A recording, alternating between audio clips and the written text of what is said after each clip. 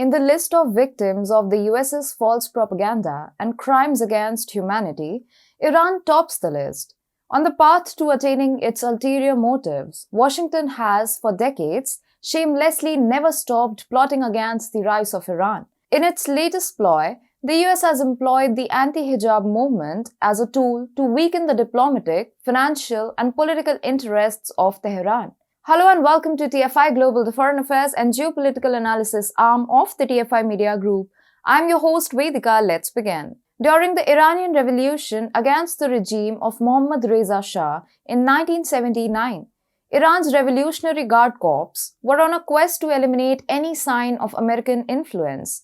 Iran's anti-US environment resulted from the US's unlawful interference in the troubled Middle Eastern nation for a long time. In such a backdrop, after the rise of Ayatollah Khomeini into power in 1979, Iran was subjected to unprecedented levels of diplomatic and political isolation at the hands of the US in international arena. The period of the Iranian Revolution coincided with heightened Cold War tensions when the CIA was quite successful in infiltrating the intelligence system of several nations.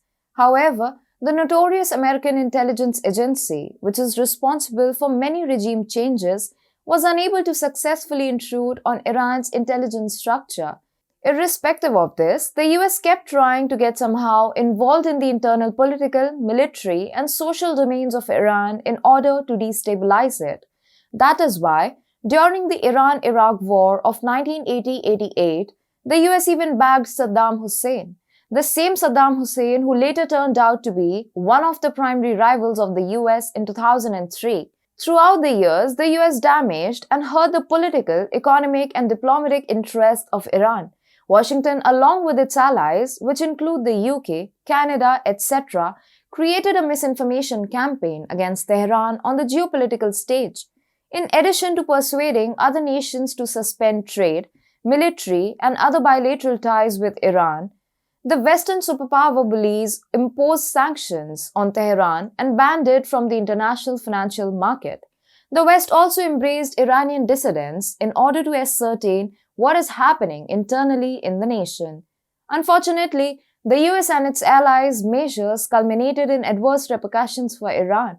The country is not only abandoned by rich and powerful nations, but also the regional powers such as Saudi Arabia.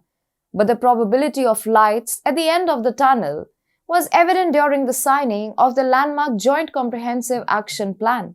As per the agreement, Iran would allow extensive international inspection of its nuclear program in exchange for billions of dollars worth of sanctions relief. The agreement marked a sea change in how Iran, the US, and other regional states interacted. However, sadly, the US withdrew from the remarkable accord in 2018 under the Trump administration. Not only the US resumed its diplomatic onslaughts on Tehran following this humiliating withdrawal, but it also attacked several prominent Iranians. In these unpredictable circumstances, the killing of Mahsa Amini by Iran's morality police for not wearing hijab further plunged the nation into a deep political turmoil, as hundreds of thousands of Iranians took to the streets against the regime of Ibrahim Raisi. The US, Canada, etc. saw an opportunity to interfere in the internal affairs of Iran. Biden, Trudeau, and their allies soon joined the destructive anti-national forces to defame Iran, annihilate its sovereignty, and destroy its political stability. The sudden interest of Justin Trudeau, Joe Biden, and Emmanuel Macron in Iran's social, religious, and political affairs is a clear-cut sign that they are using the anti-hijab protest as a weapon to hurt Iran. However, the Iranian government is also not backing down in light of such baseless attacks on its credibility by nations whose own track record is questionable. Despite widespread systematic misinformation campaigns by the Western mainstream media and leaders, the Iranian authorities are leaving no stone unturned to avert any endeavor to incite a political crisis in the country. It has ended up arresting a lot of foreign nationals who took part in the massive anti-national protests disguised as advocating for a woman's right to wear a hijab. But in reality, these so-called expressions of civilian dissent are the West's strategy to destroy Iran. Earlier, the US and EU diplomatically isolated Iran, destroyed its economy, and now they are creating trouble internally. But simultaneously, Iran is not letting the West dictate it on how to govern itself. For a long time, Tehran avoided any major confrontation with the US.